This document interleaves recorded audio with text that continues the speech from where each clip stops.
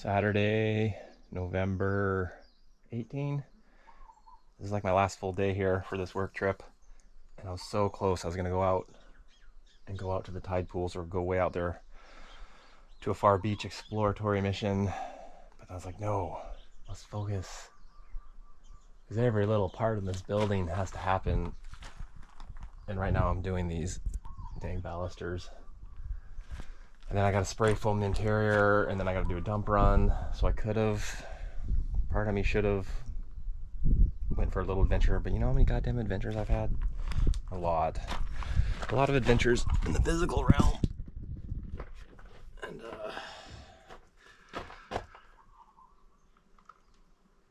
trying to get this thing put together. It's not going to do it without me.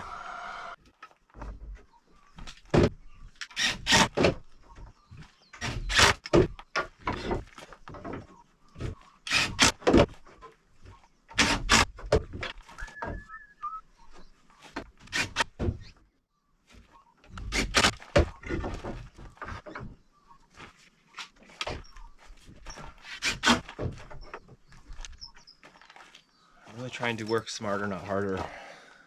More use my mouth and less of my brawn. That looks good. I got to reuse these from a deck I redid over there last year. So in the end, once everything's all done, then I gotta come back and I'm gonna putty in all these holes and it's gonna get repainted, make it look all pretty. But until then, what's next? What's next here? Decided to wait till noon. I like to go run in the heat of the day. Finally get my tan worked in a bit. I've been working so much I haven't been running at all. Now I gotta stay in shape for these goddamn boot camps that are coming up. It's gonna be cool. So I've been trying to nail down a 2-mile loop. Trying to get 2 miles exact through the town. So I'm gonna do the 4x4 by 48. We'll do double loops for the 4 mile every 4 hours. So every 2 you'll be able to stop by for water break, whatever.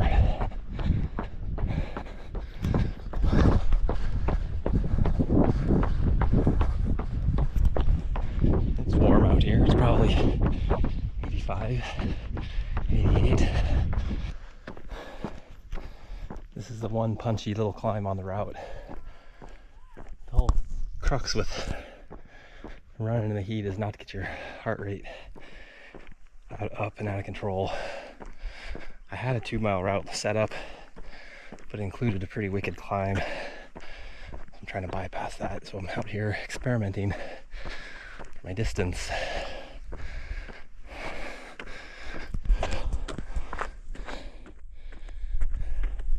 Pretty idyllic little town, if you ask me. 1.45 miles. I'm trying to get this right at 2 even. See how close we get. I don't know if my GPS is drifting or what. It's just basic grinding.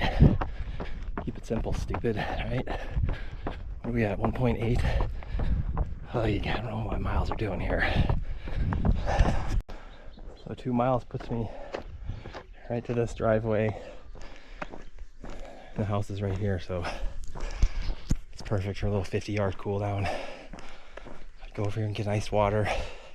Get ready to do a second lap. That was 21 minutes. So 2 miles in 21 minutes. Double that, call it 45. Rest for 3 1/4. Repeat. So I'm gonna take a look at this modified boot camp plan. But I gotta go jump in the water first to cool down because I am severely hot. Last day around here, flying out tomorrow night. Oh, trying to stay focused. I don't do very well when I sit around with nothing to do. I had a couple of these small projects I could have kicked the can down to the next trip over here, but might as well do them now. Screwing these goddamn 45s in. Kind of a pain. It's kind of ugly. I don't really like it. But in the end, all this is going to get painted white. I'm going to paint it all nice, and the soffit's going across all these. So it'll work out. Don't worry. have faith.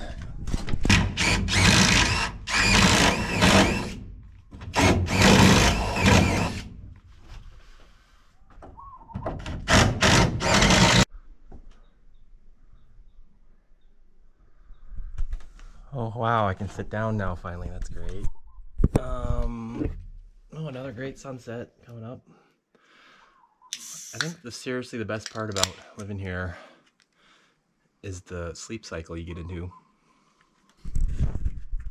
It's like perfect. Like it lightens up at like 6 and the bird starts making noises at like 6:15. You're like, oh, I should wake up. And every morning, 6:15, 6:20, I wake up naturally, no alarm clock. Happily to start my day. I can wake up happily. In Alaska, you know, it's hard to get up at 8. You know, you got to get the kids to school by 8:30. You're getting up at 7:30. It feels early, and you're like, oh my God, I got to get up. On the other hand, part of that is here you go to bed at like 8, where there you can go to bed at 10 or 11 because you're just, life is in the dark, so you're just used to hanging out and staying up late. Or here, I don't know what it is. I go to bed freaking early. Anyway, boot camp. This is the zone. This is like where it's all gonna happen. And I've decided to, like, I was thinking these epic coastal traverses and stuff, which is super cool. And I still want to do them all for my own interest. In terms of land use, permits, and logistics, and pushing yourself to the limit, you don't want to be pushed to the limit and then being in the middle of a lava field. It's a logistic I can't really deal with. Whereas if you focus on all the road systems and being in close, there'll be still cool trips still. We'll go to Green Sands and the Honolulu are still happening. But what are we looking at here? So if you were to arrive on the Friday, you want to get here on a Friday because we've got 1, 2, 3, 4, 5, 6, 7 actual days of activity. So everyone will get up here on the Friday. Saturday, Green Sands in the morning. That'll be great. And that's just kind of flat dirt. And then the Milo Hill, so the Mililii Hill is this road that goes up, and it's exactly 5 kilometers from here to the top. It climbs 1,700 feet. I've probably ran it 50 times. I've probably biked it 50 times. It's like my go-to great workout. It's just freaking amazing because it's like such a perfect, if I race pace it like as hard as possible, I'm gonna barf. You get up there in like 30 minutes, 32 minutes, but cruisy speed, 40, 41 minutes. So I kind of want to make the Milo Hills like the daily evening activity. So day 1, Saturday, Green Sands in the morning, Milo Hill in the evening, and there's always a halfway point turnaround. So a lot of times I'll go halfway if I'm feeling like I'm not gonna make it to the top. Sunday, the Ho'okena. So we'll go to Ho'okena first thing in the morning, get a parking spot, do the Ho'okena Hill, which is like, I think it's 2 miles to the top. Climbs like 1,400 feet or 1,200 feet. And then we're set up for a nice swim. That's just recreational swimming, take a break. Then on the way home, we'll go park at Kona Paradise, also near the water, which will be a second climb. That thing climbs, I think, 1,200 feet in like 1.5 miles. It's super duper steep. And then boom, third would be Milo Hill in the evening. So in that day, you're getting 12, 24 plus 20. You're looking at a 3,000 foot climb day. That would be Sunday. Monday, Hawaii Slide. The Hawaiian Slide is this awesome thing way out this way past Ho'okena. It's like 3.5 miles out, and there's some wicked cool tide pools to swim in. It's like 8 miles round trip. Pull that off, be done by noon, 1 o'clock, and then you go for a 5 o'clock cruise up Milo Hill, another 6 miles. And I'm kind of making the Milo Hill would be like the optional, or the halfway is the optional, because you can try to run people into the dirt, but are you really running them in the dirt? This is what I don't know, is like how enthusiastic people are going towards heat exhaustion and barfing and that sort of thing. Then, so that's 3 days. Like if you're coming straight from cold land, like coming from Alaska is at a disadvantage because we're so used to the cold, and so I have to take some time to get, I've gotten better at adapting to the heat more quickly. But I realize a lot of people are coming from the lower 48, California, Nevada, Arizona, wherever, places that are hot already. So people are already used to the heat. They might not be used to the humidity, which is a whole other thing. But I'm trying to take this into account as you're just trying to get somewhat adapted before absolutely killing it. So then Tuesday, day 1, 2, 3, day 4 would be the Milo Hill, and I want to do it 3 times in a day. We do like a 7 a.m., a noon, and then like a 6 p.m. I mean, either 2 or 3 times. Like 3 times would be 18 miles with 5,200 vert, 5,400 vert, which is pretty substantial, especially in the heat. But if I go cruise Milo Hill, if I'm just cruising easily round trip, it's an hour 8 every time. If I'm just like going, watching my heart rate, just getting up, I'm like hour 8 on average. You know, so in the end, you're doing 3.5 hours of effort for your day. It's not bad, but you get to come back here and hang out on the porch and drink smoothies and relax in between your laps. And that's the whole thing about the boot camp. It will be lots of hard work, but then lots of hardcore relaxing in between your sessions. Ooh, this is a nice sunset happening here. Wednesday, north to the Spire. Gonna be kind of tired from the Milo Hill 3 times the day before. And so we can go northward. There's a super cool cave.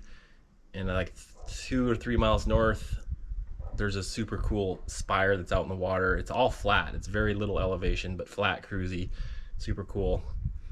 But this is all setting us up for a big 4x4x48 for the Thursday, Friday. And if anyone doesn't know what that is, it was created by David Goggins, and I've never actually done one.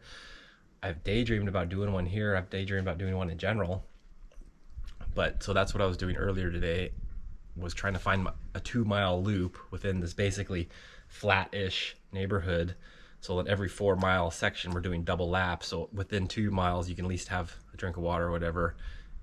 And it gets dark here, you know. So, you know, we'd be a 7 a.m., 11, 3, 7, 11, 3, 7, 11, you know, that's your rate every 4 hours. So 7 a.m. is light, 11's getting warmish, 3 p.m. will be hot as shit, 7 p.m. is basically dark, 11 p.m.'s dark, 3 a.m.'s dark. And doing that full, so in the end, you're covering 4 miles every 4 hours. You end up covering 48 miles in 2 days, which is substantial. But it's in 4-mile increments.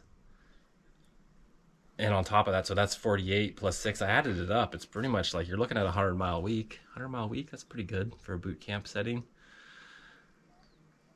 I'm going to do one. I can't wait to actually do it. I'm actually quite excited to like try to run through my own program here. And I'm trying to get some people to come do it with me for free. You can just come here for free. Buy yourself a plane ticket. I'll drive you around, feed you. How could you say no to this? Look, seriously. Oh, look over there.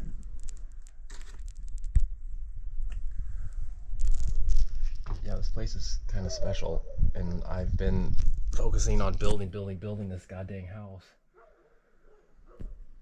And I gotta get it done. So I start torturing people in the tropical heat. What else to say? Anything else? Notebook? I think that's it for now. Thanks for watching. Check you on the flip side. I think we're going skiing here pretty quick. Ski season. I love the juxtaposition of tropical heat, endurance torture versus blasting up a mountain on a snow machine in Alaska. Mark, set, go.